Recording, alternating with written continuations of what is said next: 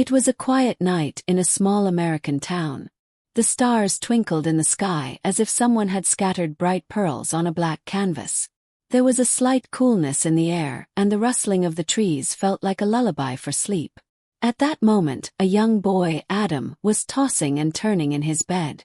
Even after a long day of tiring work, his eyes were still sleepy. Adam's life was like that of ordinary people, but in his heart, the question always echoed: is the world only what he sees with his eyes, or is there a hidden reality behind it? After a while, Adam slowly sank into the depths of sleep. But this sleep was not an ordinary sleep. As soon as he closed his eyes, he arrived in a new and mysterious world. There was a castle, high and bathed in golden light, floating above the clouds. Adam felt as if he himself had become the main character of a novel. A girl was standing at the gate of the castle. Her long hair was waving in the wind, and there was a strange light in her eyes.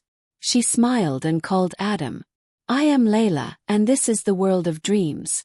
You did not come here by accident, but you were called."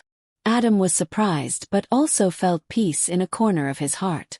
Leila told him that, in the world of dreams, everything that a person can think of is possible. There is fear, joy, light and darkness. But the biggest secret is that every person's dreams are a reflection of his true reality. Leila said, "Adam, you have to travel here. This journey will not be easy, but if you complete it, you will find your reality." Thus began the friendship between Adam and Leila. The two of them would wander in the castle gardens, where the flowers would talk on their own. The trees would sing lullabies from their branches, and the scents would spread in the air. One night, when Adam looked down from the castle balcony in the moonlight, he saw a shadow of darkness. That shadow was slowly approaching. Leila immediately told Adam to be careful of shadows.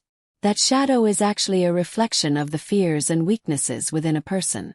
If someone bows down to these shadows, the world of dreams is plunged into darkness. All this was new to Adam, but he did not give up. Together with Leila, he lit the lamps of light and protected the castle garden from darkness. But this was only the beginning. The journey was still ahead. The next night, Adam was taken to another dream. This time, he and Leila were in a forest.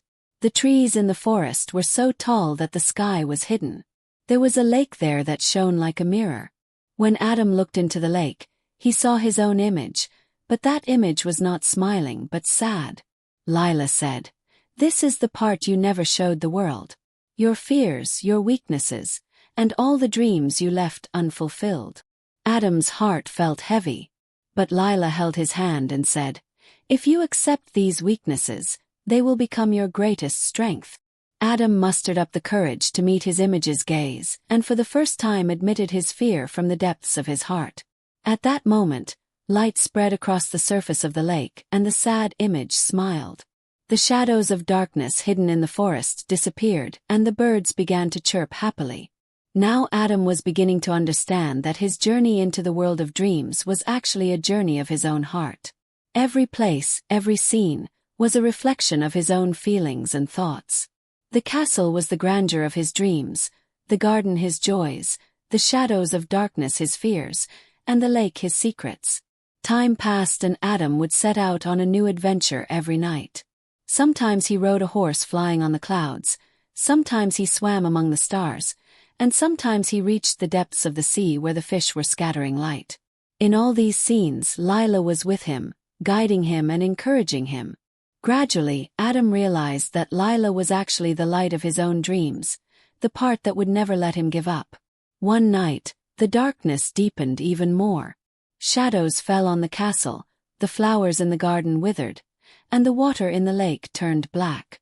This was the final test. Adam had to face his greatest fear. The fear that had been hidden in his heart since childhood. The fear of failure.